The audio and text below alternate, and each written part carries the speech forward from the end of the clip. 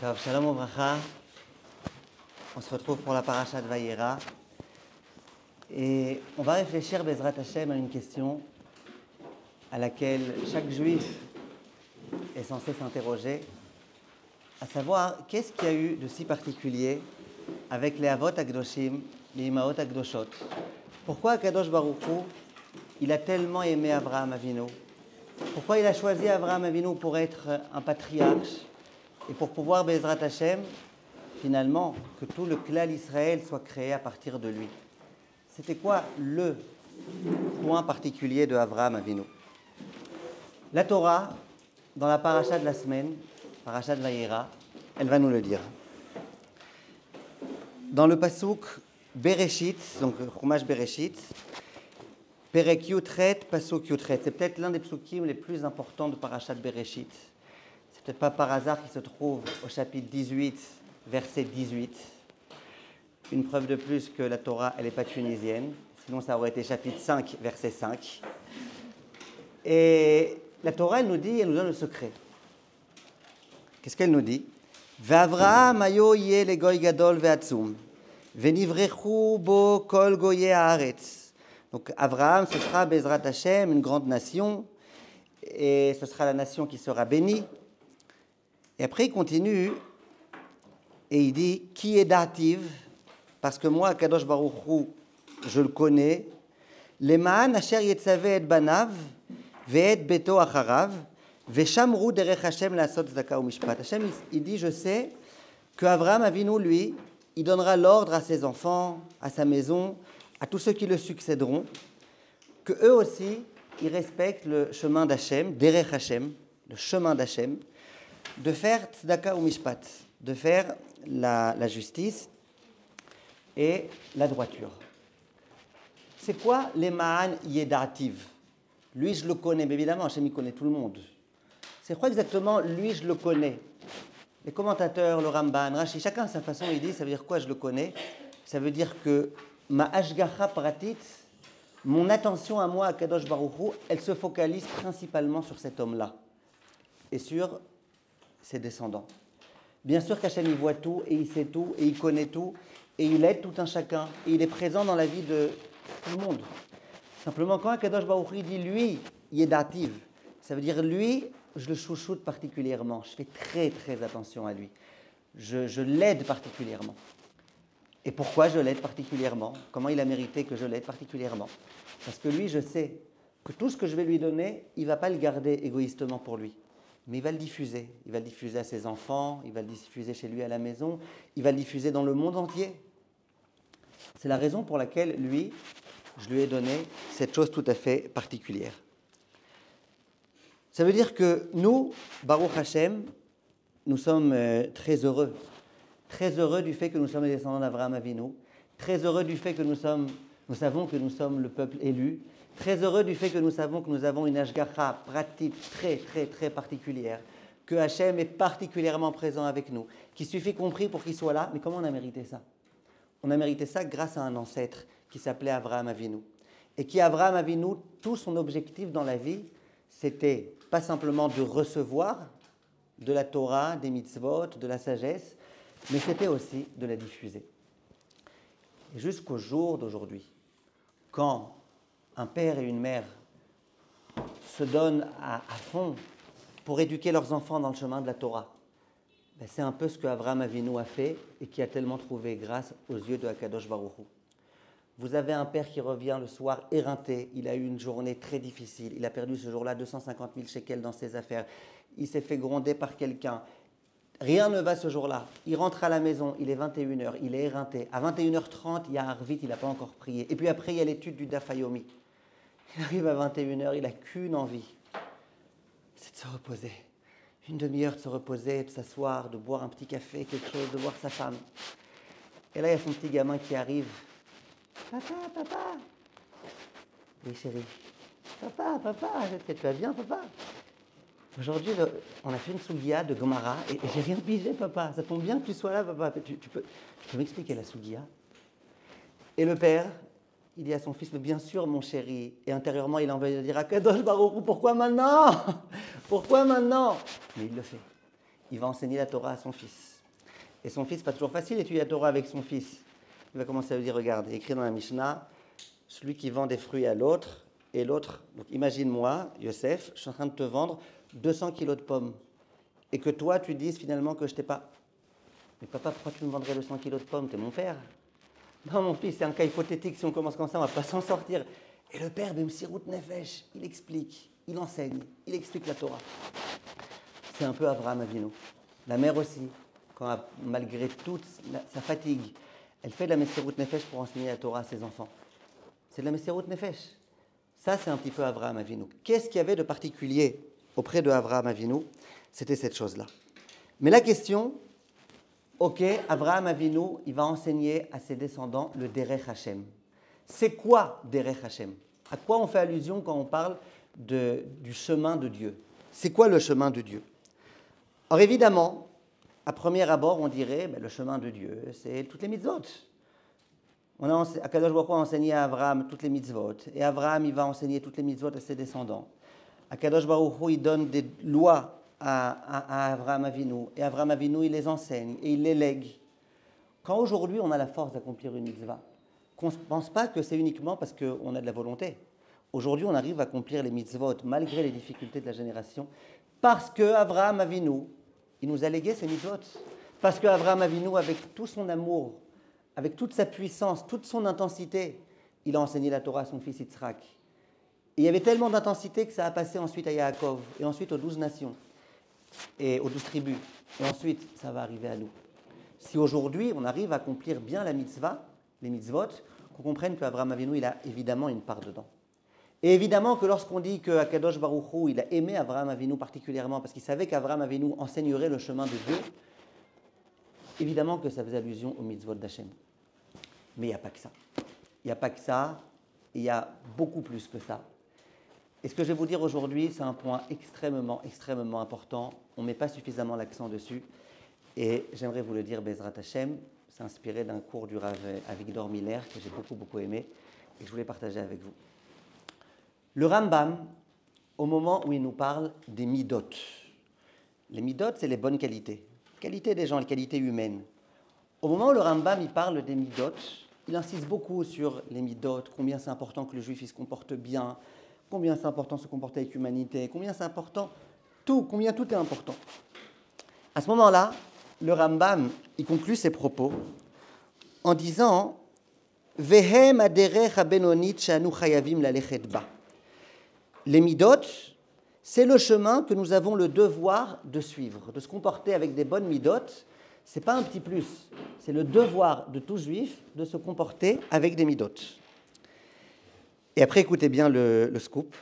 Vehi shelamad Avraham Avinu lebanav. Et c'est ça que Avraham Avinu a enseigné à ses enfants. Sheneemar, ki edativ lemaan asher yetzaveh et banav derech Hashem. Quand Hachem, dans la paracha de la semaine, il dit « Je sais qu'Avraham Avinu, il va enseigner à ses enfants le chemin de Dieu », à quoi il fait allusion? Aux midot, aux qualités humaines. C'est à ça qu'il fait allusion. Comme ça, le Rambam dit. Donc si nous, on a pensé que la grandeur d'Avraham Avinu, c'était qu'il avait enseigné, qu'il allait enseigner la Torah à ses descendants, dit le Rambam, non, bon, ça évidemment, mais il y a autre chose. La grandeur d'Avraham Avinu, c'est qu'il allait enseigner à ses descendants les midot, les qualités. Et après, il continue Ve'aoler bedererzu mevitova ubracha leatzmo sheneemar lemaan avi Hashem al Avram et asher diber alav. Et celui qui suit ce chemin qui nous a été tracé par Avraham Avinu, le chemin des midot, on va donner des exemples ensuite de midot. Celui-là, il a Hashem avec lui. Celui-là, c'est véritablement l'élève de Avraham Avinu, le fils de Avraham Avinu. Il a compris la leçon. Donc un pasouk, a priori, on aurait pu passer à côté en disant la paracha, dans lequel on a l'impression que bon, Avraham, il enseigne les mitzvot à ses enfants. Non, il n'a pas enseigné que les mitzvot à ses enfants. Il a enseigné bien évidemment les mitzvot, mais il a enseigné plus que ça à ses enfants. Il leur a enseigné les midot. Et ça, c'est un grand chidouche. Très, très, très, très grand chidouche. Pourquoi c'est un grand chidouche? C'est un grand chidouche parce que nous, on a l'habitude de penser que le juif, le plus important, c'est qu'il accomplit les 613 mitzvot. Après, si en plus il a des bonnes midot, c'est un type sympa, zen, gentil, agréable, tranquille, c'est bien, c'est mieux. C'est un petit plus. Comme ça, il fait plus de Kiddush Hashem. Comme ça, les gens, ils l'aiment bien. Comme ça, on voit que les gens qui font la Torah, ils ne sont pas tous... C'est bien. Mais on a l'impression que c'est un petit plus.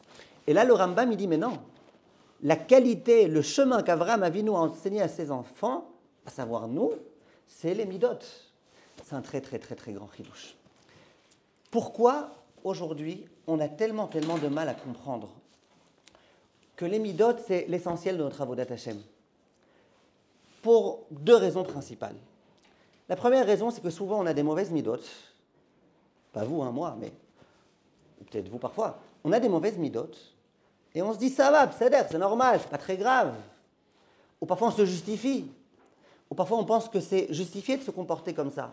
Je vous donne un exemple. On raconte qu'il y a un monsieur, c'était à l'époque où on venait de découvrir les ventilateurs. C'était un Marocain. Non, j'aurais pas dû vous dire que c'est un Marocain. J'aime pas faire des blagues racistes, j'aime pas dire que les Marocains ils sont nerveux. J'aurais pas dû vous dire que c'est un Marocain, mais dans la suite de l'histoire, vous allez comprendre que c'est un Marocain. Cet homme-là, il vient d'acheter un ventilateur.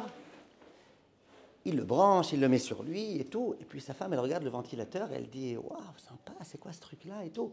Et, ah, ça c'est pour moi, tu touches pas. Hein. C'est le mien, c'est pas le tien, toi tu touches pas.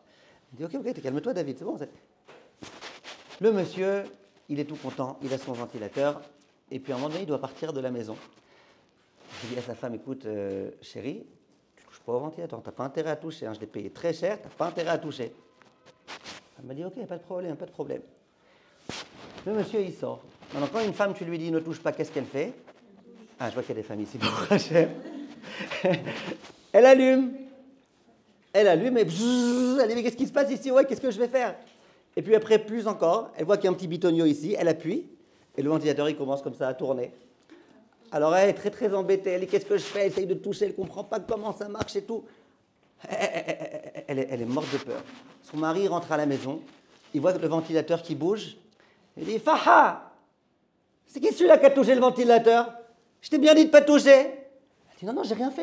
Moi, j'ai rien fait. Quoi, t'as rien fait? Comment t'as rien fait? Je le vois, il tourne. Quoi, t'as rien fait? Il a tourné tout seul. Elle dit, non, je vais t'expliquer, David, t'énerve pas. Ouais, je vais t'expliquer. Le ventilateur, au début, il était tranquille, il était tout droit, il n'y a pas de problème. Et puis d'un coup, toi, t'es parti. Et il a dit, mais il est où celui-là? Il a commencé à te chercher. David.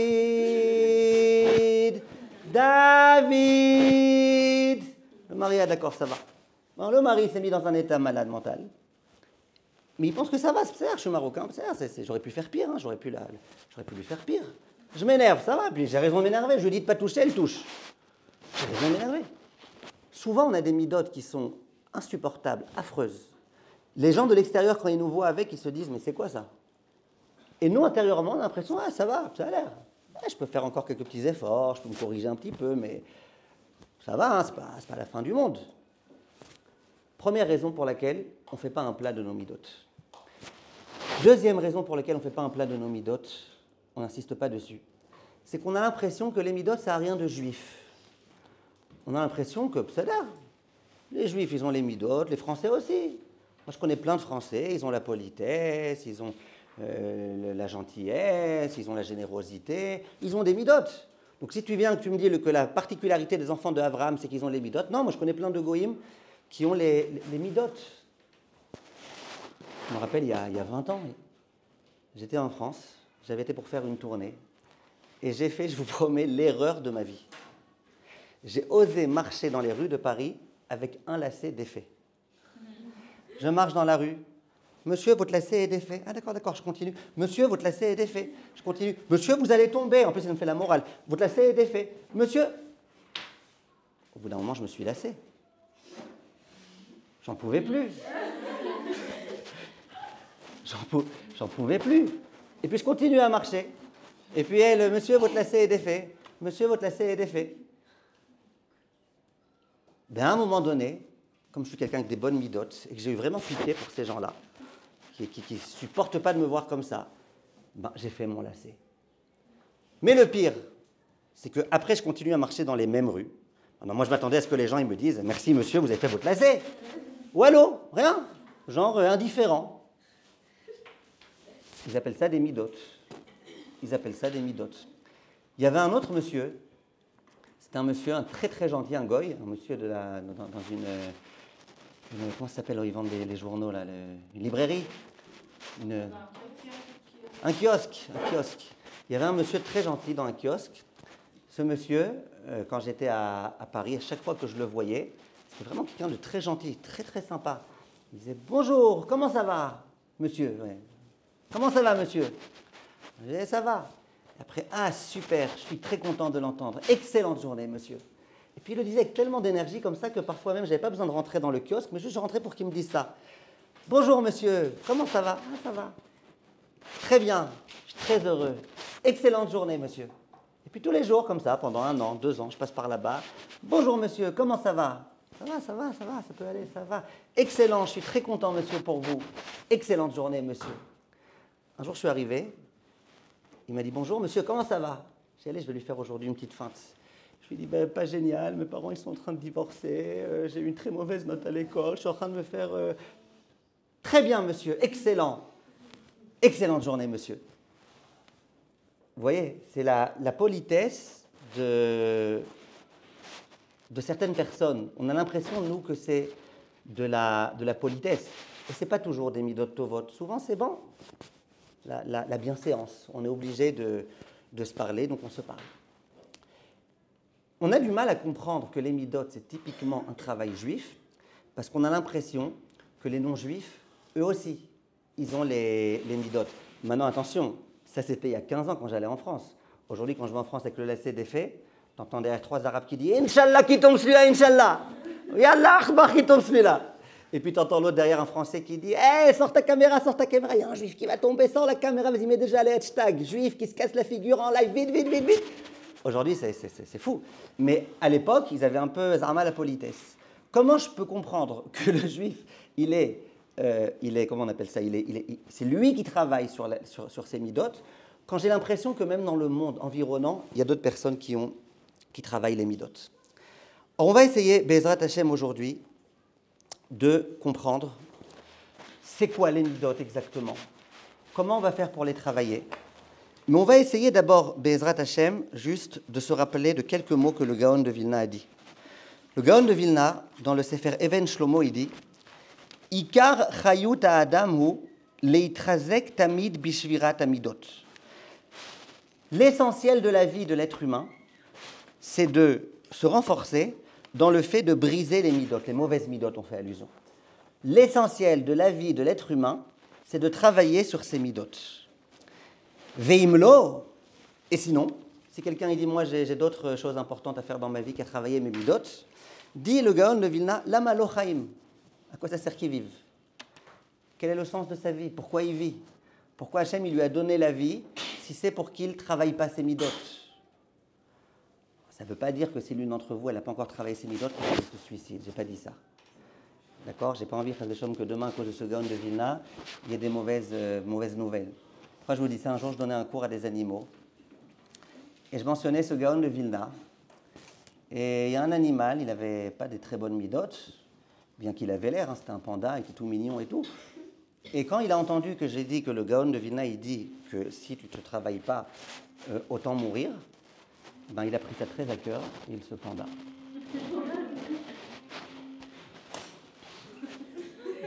Donc je vous demande de comprendre que c'est très important la vie, et qu'on a toute la vie pour travailler ses midot, et que même si on n'a pas encore travaillé les midot, ce n'est pas la fin du monde. Alors j'aimerais tout de suite, Be'ezrat Hashem, vous expliquer, c'est quoi les midot? Qu'est-ce que les midot? Madame Becherel, écoutez. Le Rambam, là vous faites la conjugaison, là, pandi, panda, panda.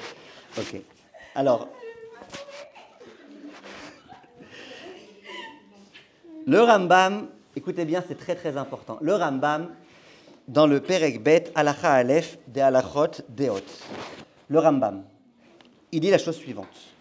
Cholé agouf, il y a des gens qui sont malades physiquement. Toami mamar matok ve matok mar. Ils goûtent, quand tu leur fais goûter quelque chose qui est amer, ils ont l'impression que c'est doux. Quand tu leur fais goûter quelque chose de doux, ils ont l'impression que c'est amer. Il y a des gens qui sont malades. C'est une maladie, pupille gustative, elles ont des problèmes. Ils ne ressentent pas exactement la chose. Veyesh minacholim, il y a d'autres gens qui sont malades, et c'est visiblement un peu plus psychologique. Mi shemit ave vetaev les ma'achalot she'enan reuyin la'achila. Il y a des gens qui sont malades mentaux, et qui ont très envie de manger des choses qui ne sont pas aptes à la consommation. Kegon arafar ve'apeham. Il y a des gens, ils mangent de la terre. Il y a des gens, ils mangent des braises. Comme ça, il dit le Rambam, il y a des gens qui mangent des choses qui ne sont pas aptes à la consommation. Tu leur donnes de la terre, tu leur donnes de la braise, tu leur donnes un chémichement de gefilte fish, ils mangent. Non, c'est une blague. Vesone ma'achalot atovim, kegon apad ve'abasar. Akol lefi rov acholi. Et ces gens-là, tu leur donnes par contre des bonnes choses, tu leur mets la ptaïla, et ils n'aiment pas.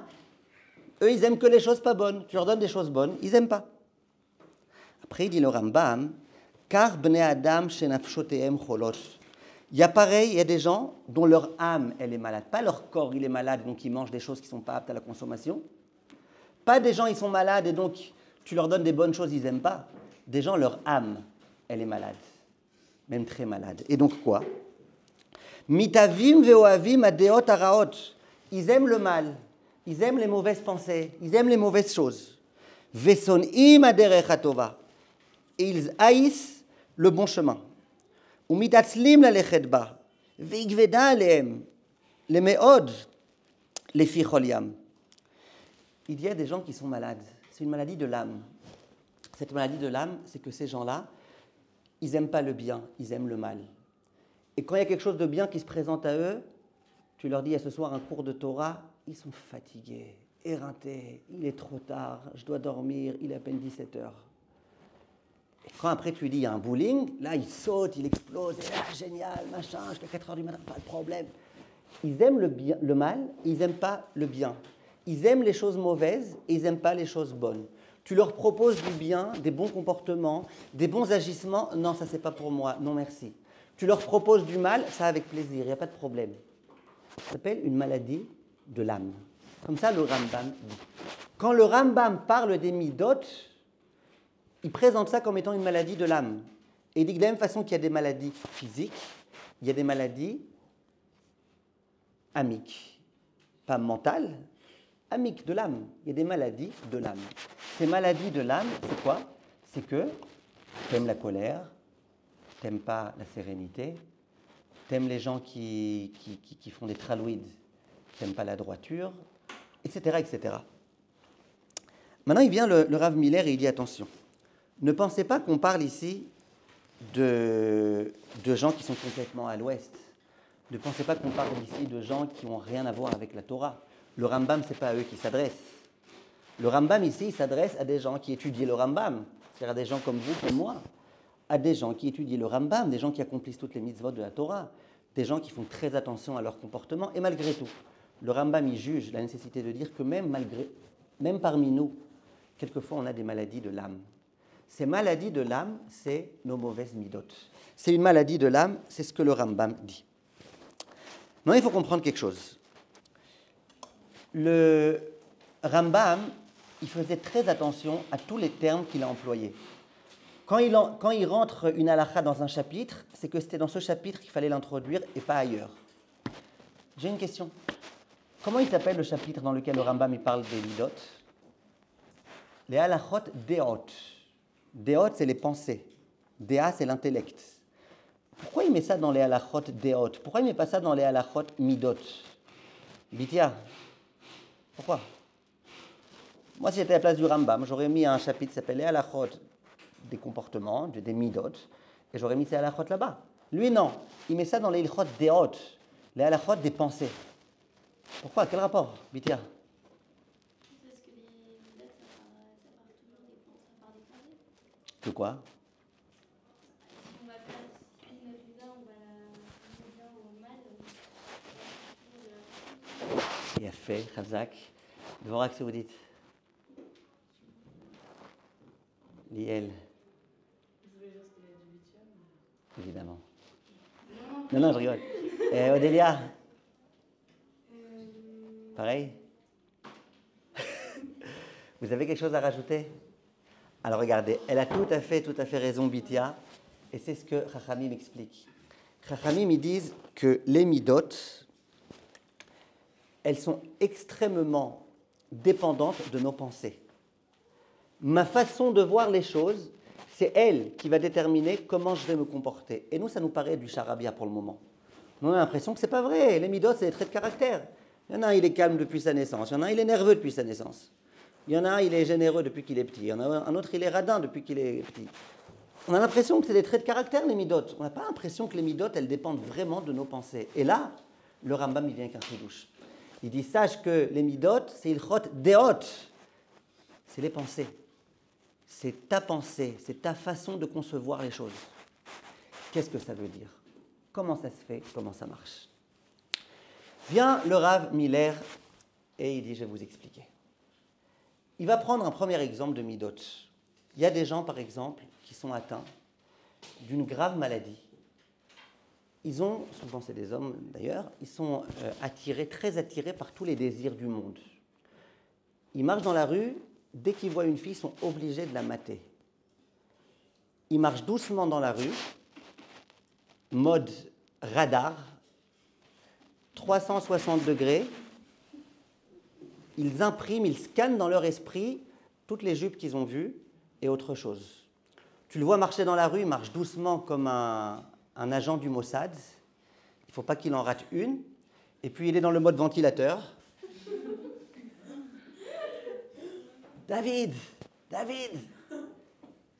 Et parfois il se retourne aussi. Il regarde partout, dans tous les côtés, partout, partout, partout, partout, partout. Bon, celui-là, sa matière préférée, ça a toujours été les maths.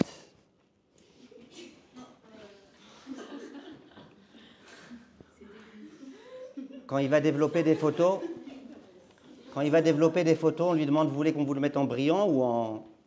Non, en maths, c'est très bien, j'aime beaucoup ça. Et ce monsieur-là, ce qui est très intéressant, c'est que le jour où tu vas venir l'interroger et lui dire, t'es sûr que tu vas bien? Tout va bien dans ta tête? Il dit, ouais, ça va, pourquoi pas? C'est quoi ces gens-là, ils marchent comme ça, machin? Non, moi tranquille, il faut profiter de ce monde et tout. Non, il n'y a pas de problème, je ne vois pas le problème. Mais ce n'est pas simplement qu'il ne voit pas de problème, c'est que quand il va voir celui qui retire les lunettes dans la rue, il va se moquer de lui. C'est quoi celui-là, il retire les lunettes, Varma il ne veut pas voir les filles, qu'est-ce qu'il y a? Qu'est-ce qu'il y a de si grave? C'est-à-dire que toi, tu retires les lunettes pour ne pas voir des filles, lui, il met les jumelles pour voir partout. Et il se moque de toi. Il se moque de toi que toi, tu retires les lunettes. Il dit, lui, il a l'esprit ouvert. Il a l'esprit tellement ouvert que sa cervelle, elle s'est enfuie. Il a l'esprit ouvert.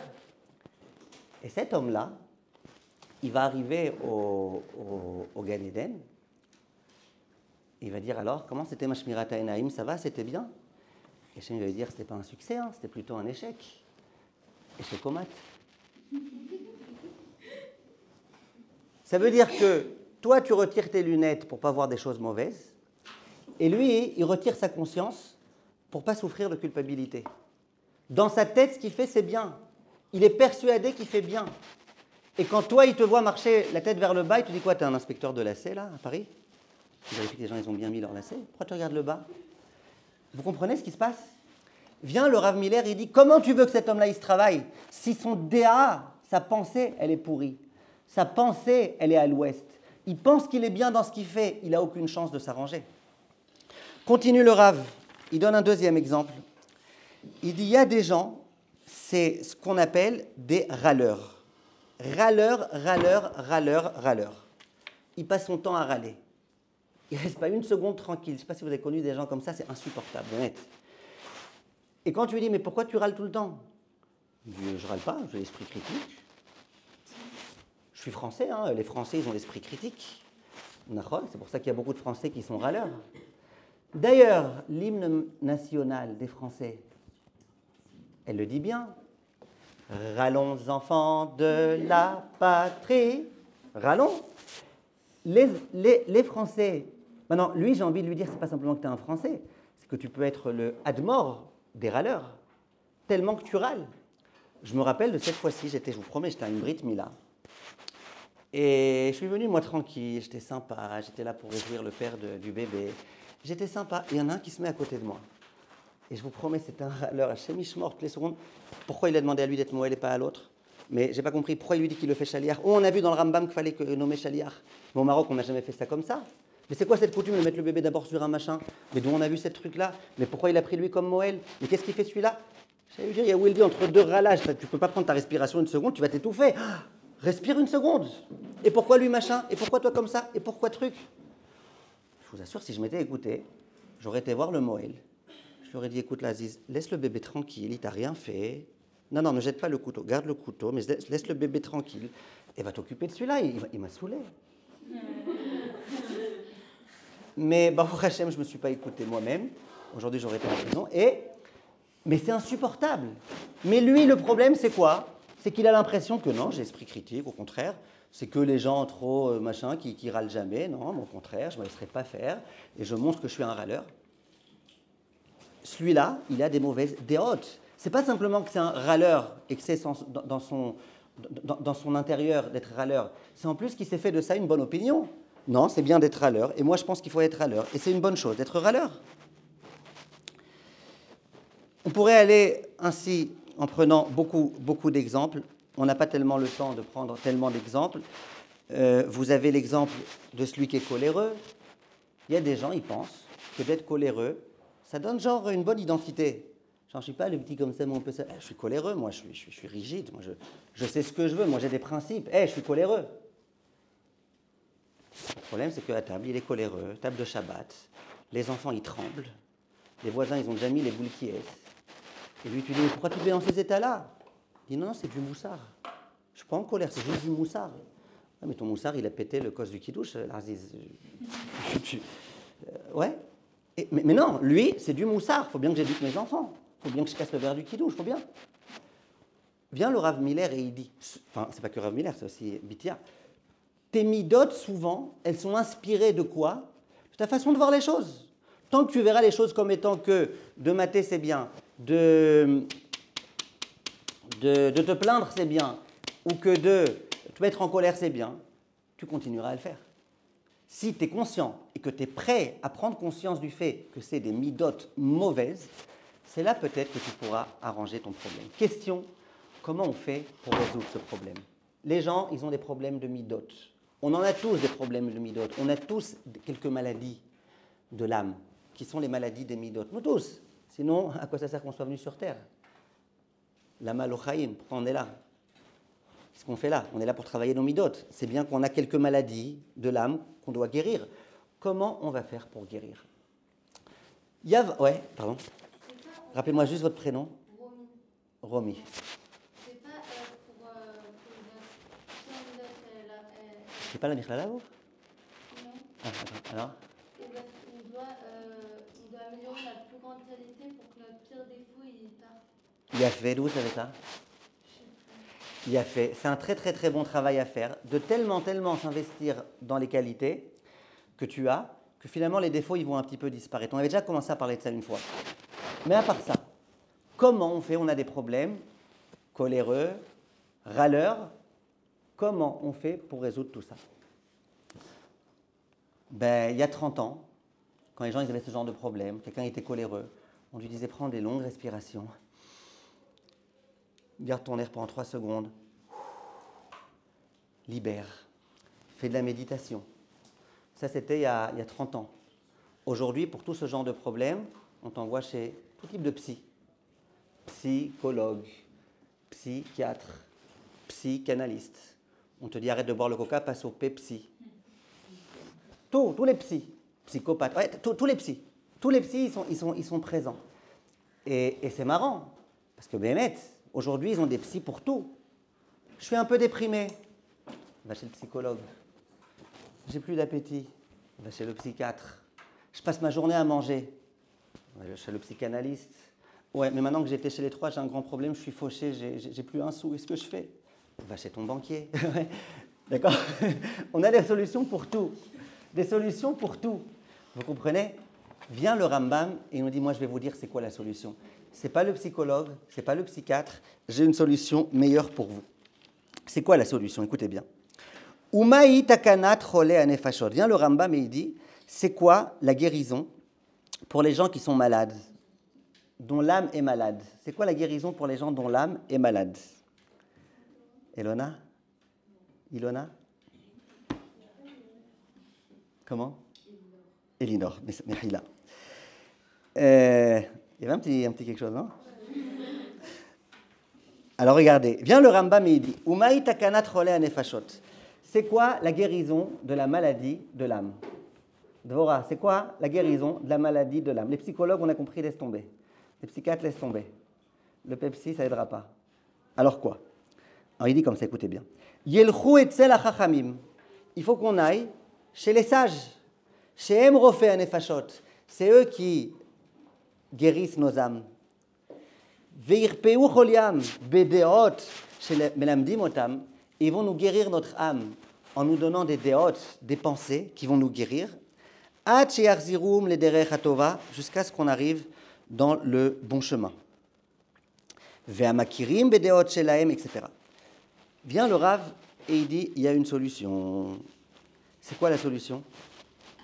Va chez les chachamim. Les chachamim, ça peut être, comme vous faites là, de passer une année de séminaire et d'écouter des chachamim qui vous donnent des cours de Torah. Des chachamim, ça peut être simplement ouvrir un livre qui parle de la colère, qui parle de la râlerie, qui parle de tout type de mauvaises midotes. Allez chez les chachamim. Et les chachamim, eux, ils vous enseigneront des déotes, des pensées, des enseignements qui vous permettront de guérir votre âme.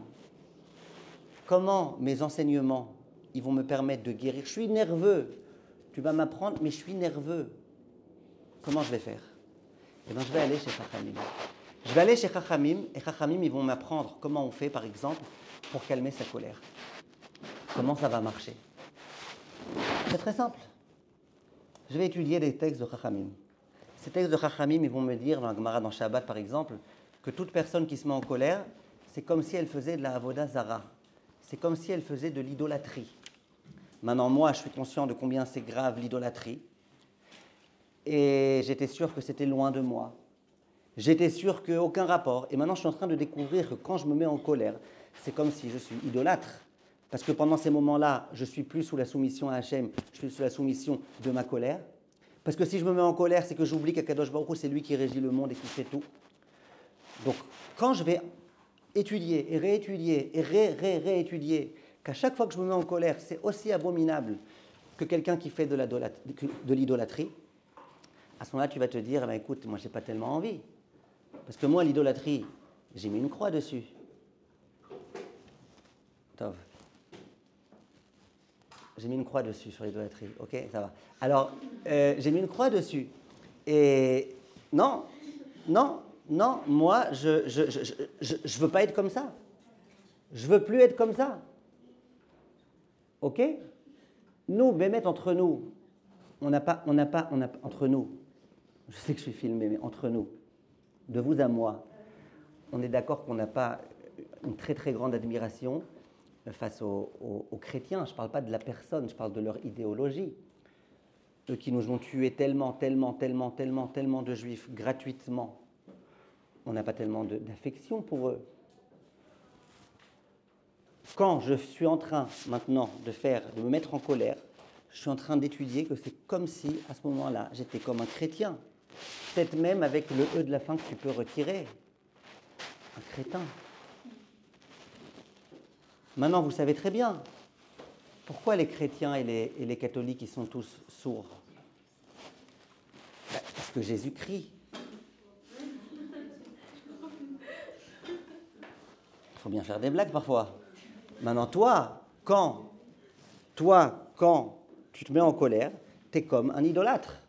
Quand j'étudie tout ça, d'un coup, je suis en train de découvrir, ah non, d'être en colère, c'est pas genre, je sais ce que je veux, je suis sûr de moi, je suis quelqu'un de rigide, je suis quelqu'un... Non, quand tu te mets en colère, tu es comme un idolâtre. Quand tu te mets en colère, tu es chémiche mort. C'est abominable d'être en colère. Quand tu commences à comprendre ça, d'un coup, tu vas déjà avoir beaucoup plus de facilité à ne pas te mettre en colère que la dit Bitya. Mes pensées, ma façon de voir les choses, ma façon d'appréhender, c'est ça qui va m'indiquer mes midot. Ça veut dire que je ne me mettrai plus jamais en colère, mais j'aurai beaucoup plus de mal à me mettre en colère et j'aurai beaucoup plus de chance de travailler ma colère. Et puis pour moi, jusque-là, la colère, c'était très bien. Ça montrait que j'étais quelqu'un de sérieux et quelqu'un qui savait ce que je voulais et que je pensais que la colère, elle pouvait m'aider. Donc quand tu te prends en main, tu prends en main tes déotes, tes pensées. quand tu prends en main tes pensées, la prochaine fois que la moutarde, elle va te monter au nez, que ce soit à Dijon ou ailleurs, et tu ne vas pas te disjoncter. Et tu vas te calmer. C'est clair, Ayala? C'est clair. Je prends un deuxième exemple. Deuxième exemple. L'homme qui est orgueilleux. Pour nous, être orgueilleux, ça va, c'est la moindre des choses. Et pourquoi je ne serais pas orgueilleux? Regardez comment je suis bien, je suis beau, je suis... Évidemment que je dois être orgueilleux. Maintenant, tant qu'on pense qu'être orgueilleux, c'est quelque chose de bien, on va continuer à être orgueilleux. On peut faire le faux orgueilleux. On peut faire Zarma qu'on est modeste. Vous connaissez celui-là? Depuis le matin, quand il se lève, il commence à préparer sa voix, parce que peut-être qu'on va lui demander d'être Khazan.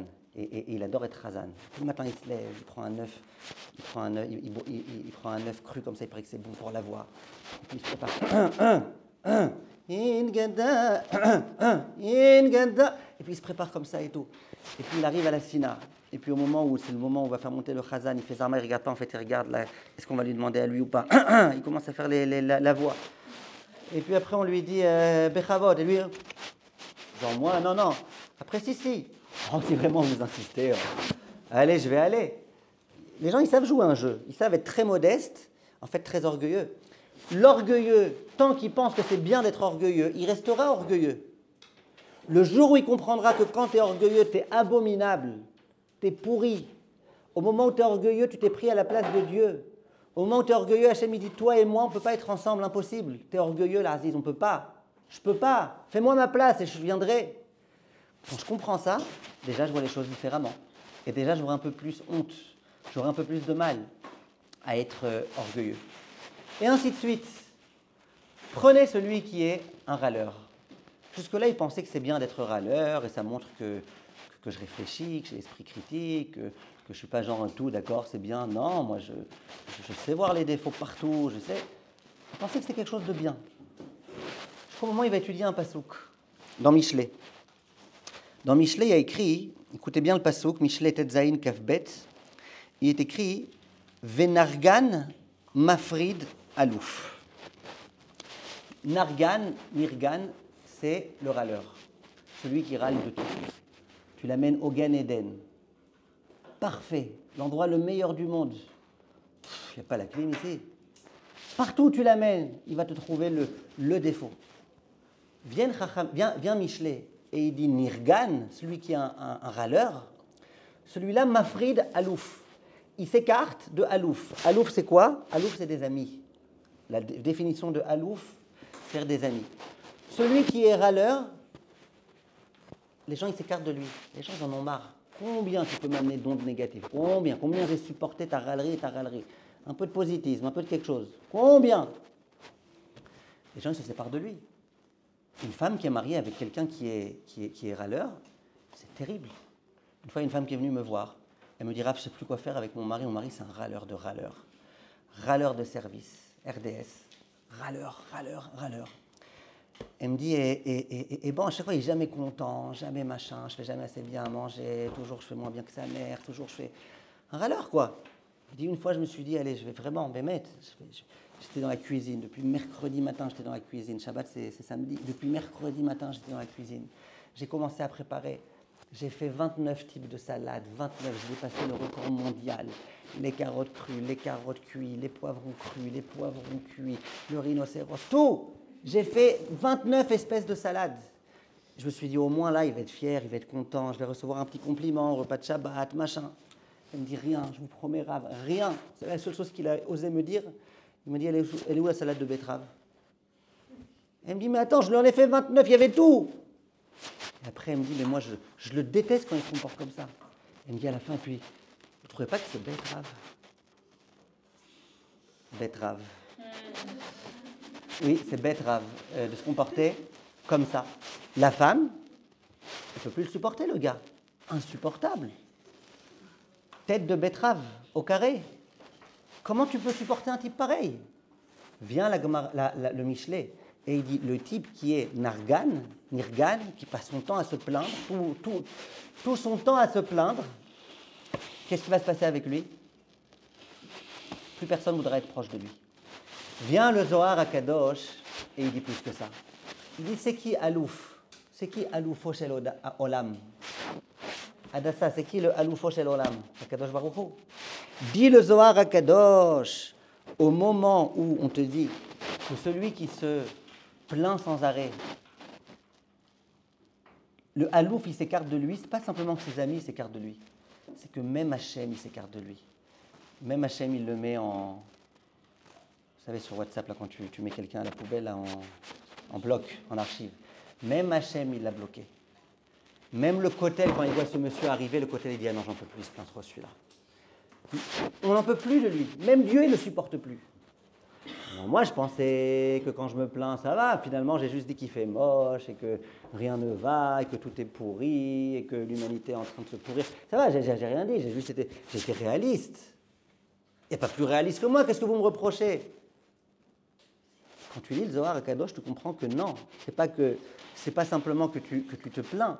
C'est que quand tu te plains, Akadosh Baruch Hu, il s'écarte de toi. Il te dit, j'en peux plus.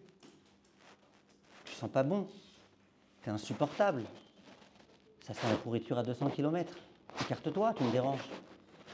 Maintenant, quand moi je lis ça, je lis le Rambam, je lis le Michelet, je lis le Zohar Akadosh, la prochaine fois que j'aurai envie de me plaindre sur quelque chose, je réfléchirai bien. Parce que la chose dont j'ai le moins envie au monde, c'est qu'Hachem, il se sépare de moi. J'ai pas envie en plus que mes élèves se séparent de moi. J'ai pas non plus envie que ma femme se sépare de moi, que mes enfants se séparent de moi, que mes amis se séparent de moi.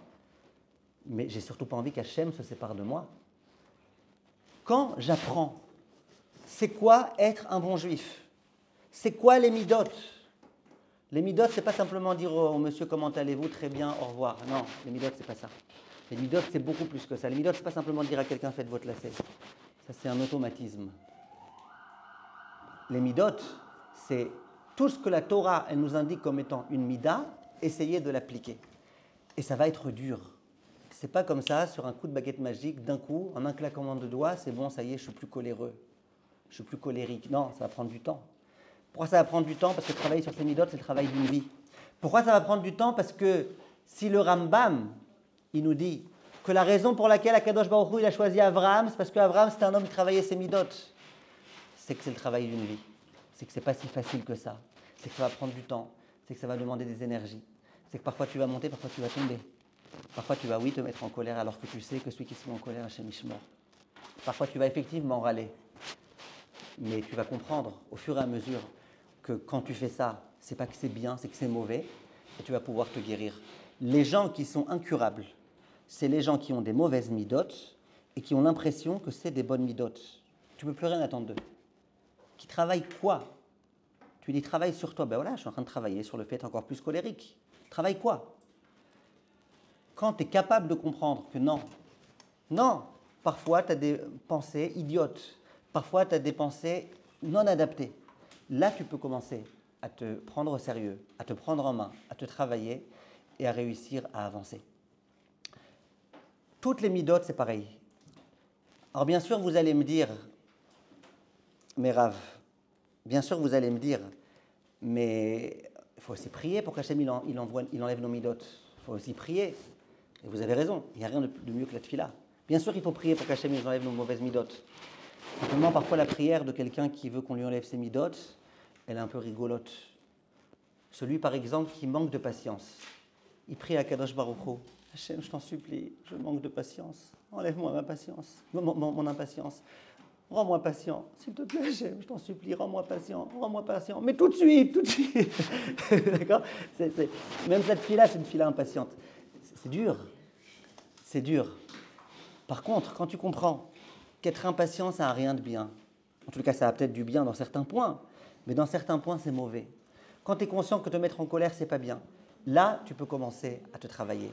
Et le juif, à partir du moment où il commence à se travailler, il a beaucoup de chances de réussir. Donc si nous, on pensait que l'essentiel de l'essentiel, c'était quoi? C'était la Torah, Teiré, Limud Teiré, les mitzvot. C'est vrai que c'est l'essentiel, mais il y a un autre essentiel qui n'est pas moins important. C'est le fait d'avoir des midot qui sont le plus propres et le plus comme Akadosh Baruch Hu le souhaite. Je terminerai en vous posant une question. le Rav Chaim Vital, il pose une question. Il dit si c'est tellement important les midot, alors pourquoi dans la Torah il n'y a pas d'ordre? Il y a bien 613 mitzvot. Pourquoi il n'y aurait pas 613 midot? Pourquoi la Torah, à aucun moment elle dit soit hnoun, soit hnin, soit sympa, soit. Pourquoi la Torah elle ne le dit pas? Tamar, pourquoi la Torah elle ne le dit pas? Par quelle lettre ça commence? M. Comment? Merav? Ah oui, Merav. Merav. C'est ça, Merav? Non. Comment? Marianne. Ah, Marianne, oui, excusez-moi. Qu'est-ce que vous dites? Et qu'elles sont toutes aussi dures à travailler? Ok, alors très bien, qu'elle soit dure à travailler. Et alors, pourquoi Hachem, il me dit pas, travaille tes midot? Est-elle? Parce qu'on va se rendre compte par nous-mêmes qu'ils soient bien. Pourquoi? Pourquoi tu ne te rendrais pas compte de par toi-même que de tuer quelqu'un, c'est pas bien? Hachem, il a besoin de te dire l'otir tsar. Sarah? Parce que le travail des lunettes, on va apprendre de toute façon. Il a un PC qu'on est partout. Très bien, d'abord c'est vrai, c'est très très vrai. Le travail des midot, on l'apprend. Quand on te raconte tout le Sefer Bereshit, avec les midot exemplaires d'Abraham Avinu, évidemment qu'on t'enseigne les midot là. C'est vrai, c'est très vrai. Très bien. À part ça, qu'est-ce que vous pensez à part ça? À côté de Ethel, entre Ethel et Eva? Julia? Julia, qu'est-ce que vous dites? Julia, Rumi, Elinor? Marianne? Ouais, oui. Bah après, les mitzvot, c'est propre à chacun, c'est pas tel et tel mitzvot. C'est en fonction de ce qu'on a et de qui on s'inspire aussi. Non. Parce que chacun, c'est différent. On peut pas, c'est pas comme les mitzvot, c'est comment nous. C'est pas universel, quoi. Vous avez raison que ça doit s'adapter aux situations, les midot. Quelqu'un, par exemple, qui se met en colère contre un rachat, on ne va pas dire que ta colère, elle n'est pas bonne. Quelqu'un qui est tout doux, tout mignon, tout gentil avec un rachat, on ne va pas dire à Khazak, toi, tu ne te mets jamais en colère. Vous avez raison. Ça va dépendre des situations. Mais je ne sais pas, la Torah elle aurait au moins eu le devoir de me dire, travaille tes midot. Après, selon ce qu'il faut, mais travaille tes midot. Une seconde.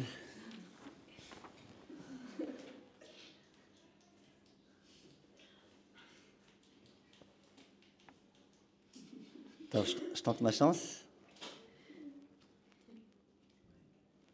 Merli? Comment? Léa? Non, Linoï. Linoï, le Seigneur Gamour. Qu'est-ce que vous dites? Linoï, qu'est-ce que vous dites? Bah, bah oui, en fait. Non, bah. Regardez, là j'ai pas fait de blague, c'est pas la peine de rire.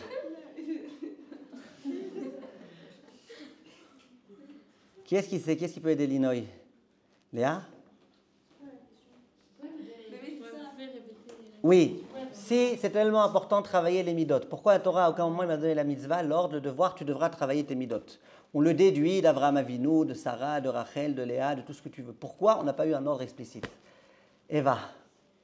Parce que peut-être que tellement que c'est important, Hachem il veut qu'on comprenne par nous-mêmes que ça. Enfin, il veut qu'on comprenne par nous-mêmes qu'il faut travailler. Et les mitzvot, c'est Ok. pour chacun. Ok, je comprends ce que vous dites. Linoï? Bah, c'est notre évolution personnelle. C'est nous. J'ai une bonne mémoire, hein? Ouais, bravo. J'ai pas oublié en 2 secondes. Ouais. C'est nous, on décide si on veut nous améliorer ou si on veut évoluer, si on veut rester au même stade.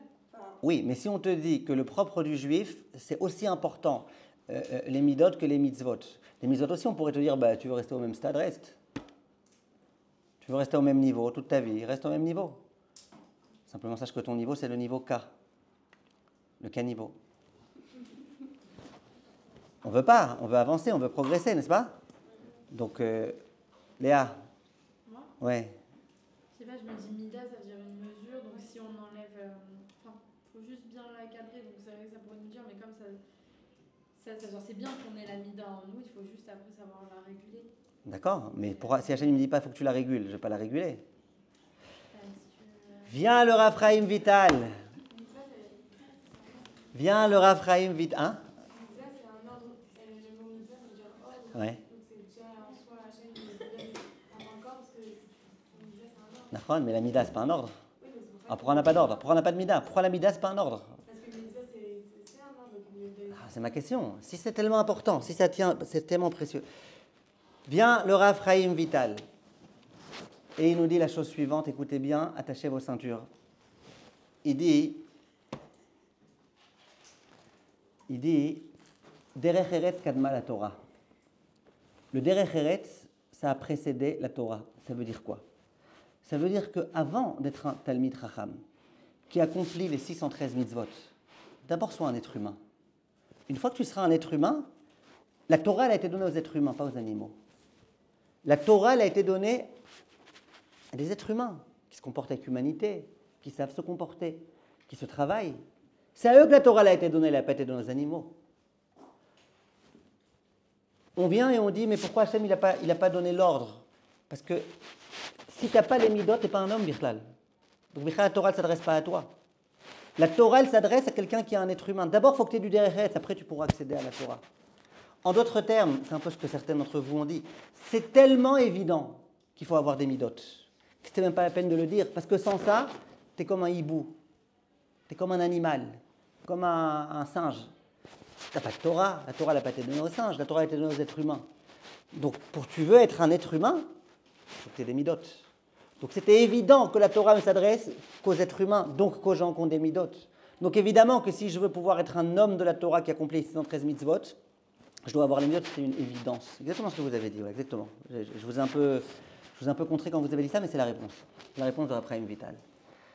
Yehi Ratzon Bezrat Hashem, qu'on consacre un peu plus de temps dans notre vie pour réfléchir pas que à nos actes et à nos agissements, pas que aux mitzvot et aux averot, mais aussi à notre état d'esprit, à notre façon de réfléchir.